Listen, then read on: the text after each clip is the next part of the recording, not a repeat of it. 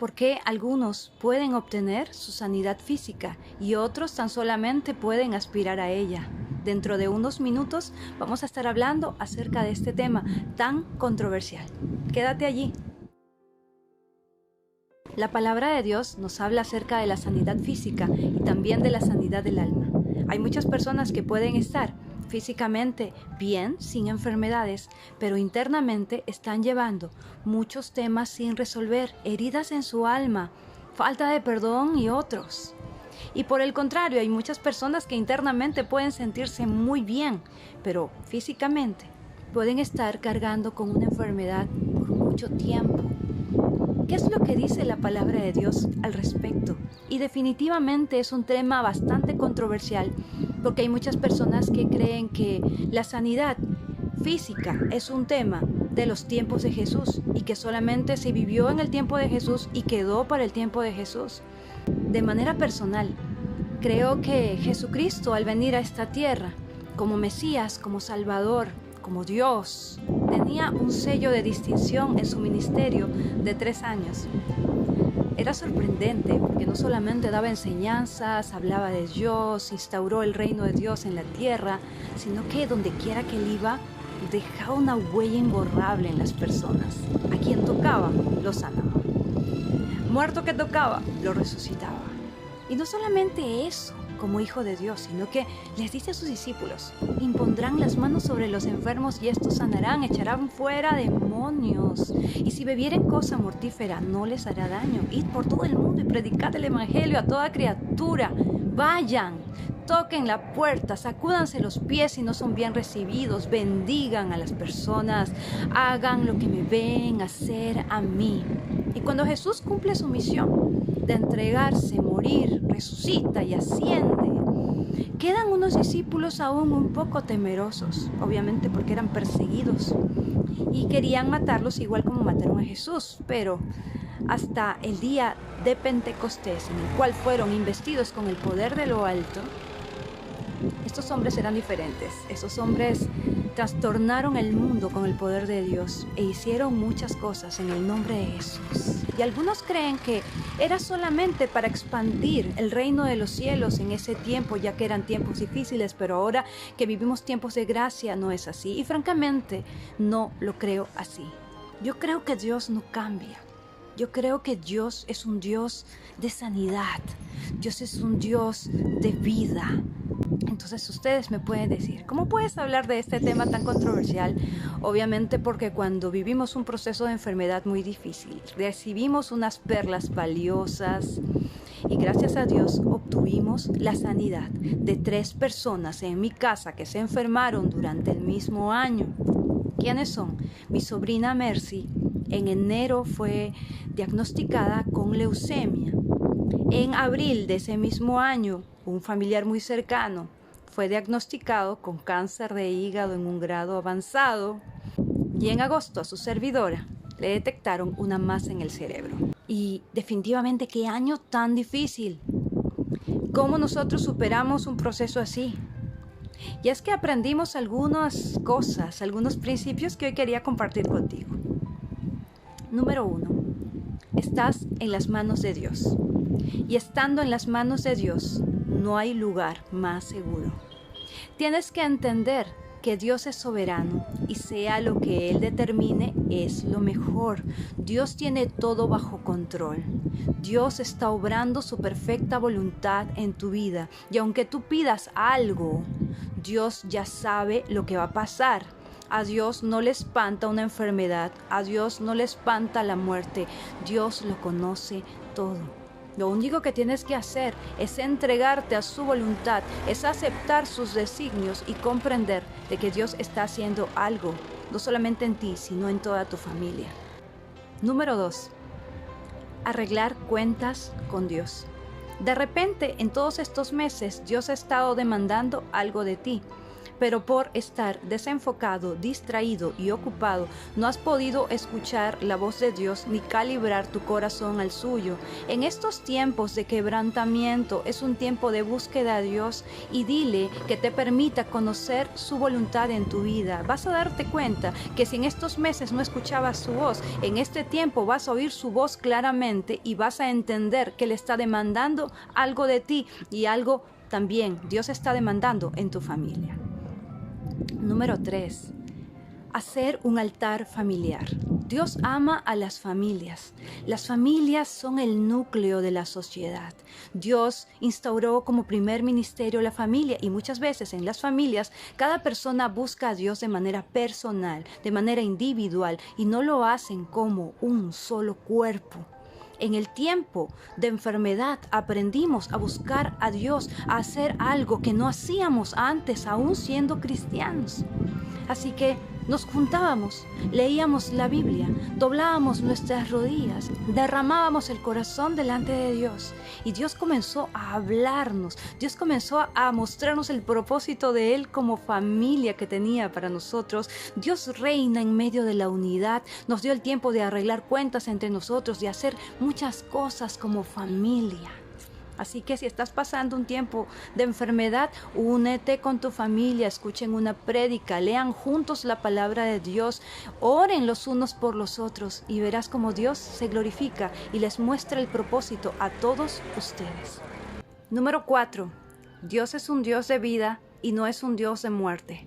Muchas veces cuando alguien de nuestra familia está enfermo, culpamos a Dios por la desgracia y creemos que Dios envía la enfermedad o envía en este caso la muerte, y no es así. La enfermedad y la muerte son el producto del pecado en la humanidad. Es parte de toda la vida, de todo ser humano. Dios innumerables veces nos muestra en su palabra que cuando Jesús estaba por sanar a alguien le preguntaba, ¿quieres ser sano? Sé sano, recibe sanidad.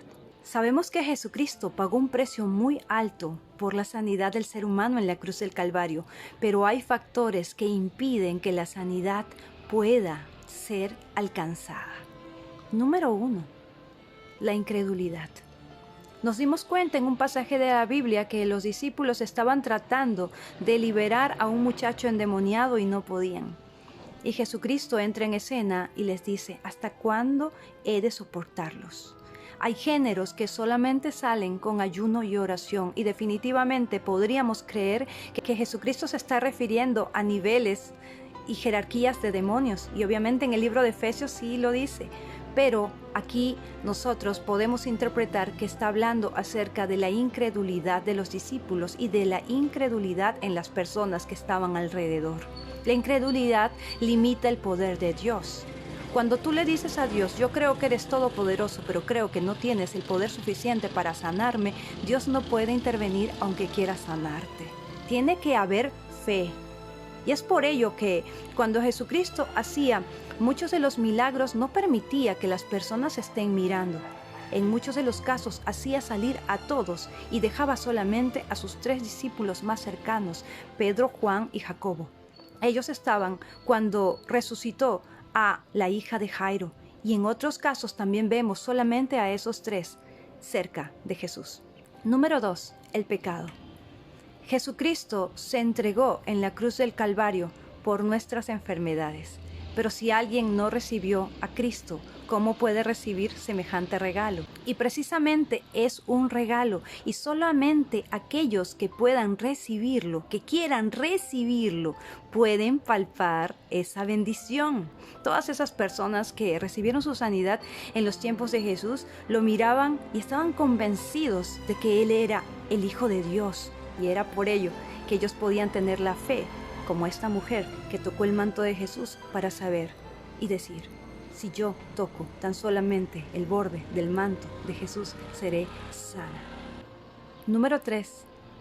La falta de perdón impide el poder de Dios. Cuando tú no has perdonado, cuando tú tienes rencor contra otras personas, cortas el puente que te conecta a Dios, porque precisamente el puente que te conecta a Dios es el perdón. Dios, al conocerte y al ver tu caminar en la tierra, te ha perdonado muchas veces y te sigue perdonando y te seguirá perdonando. Todos los seres humanos somos falibles. Pero si tú recibes el perdón, pero no puedes perdonar a otro, estás cortando el puente de perdón y la bendición de Dios sobre tu vida. Si tú quieres recibir el perdón de Dios, tienes que perdonar a otros. Y en este caso es lo mismo. Si tú estás guardando rencor, si tú tienes asuntos por resolver con alguien, es imposible que puedas recibir la sanidad de Dios. Esperar que otro ore por ti. Dios quiere escucharte a ti. Y no te digo con esto que es malo pedir a otras personas que intercedan por nosotros. Recuerdo en el proceso de sanidad, buscamos a muchos pastores, a muchos siervos de Dios y nos ayudaron a orar. La gente ora para que nuestra fe no falte, para que nuestra fe no se debilite, para que tengamos fuerzas. Pero Dios quiere escucharte a ti. Dios quiere escuchar tu voz. Nadie va a orar como tú. Es un tiempo para acercarte a Dios y no dejarle tu carga a otro y tú no estés orando. Dios está tratando contigo, con tu corazón y con tu familia. Así que es tiempo para que tú dobles tus rodillas y busques de Dios y no esperes a que otro ore y haga lo que tú deberías hacer.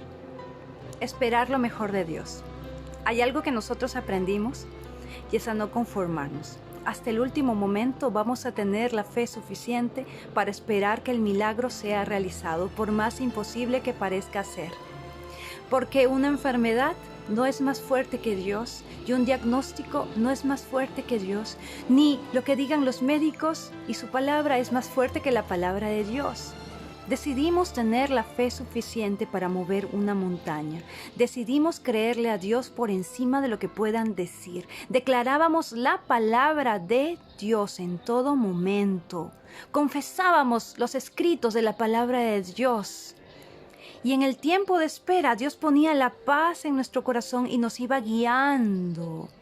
Pero por sobre todo, en medio del proceso, estábamos esperando, expectantes, un milagro. Pero siempre al final de nuestra oración, con fe, de nuestra oración, creyéndole, creyendo a su poder, había un párrafo pequeño en el que nosotros decíamos que no se haga nuestra voluntad, sino que se haga tu voluntad. Que no se haga como nosotros, sino que se haga como tú quieres. Porque obviamente tú nos amas y tú puedes hacer muchas cosas, pero tú sabes que es lo mejor.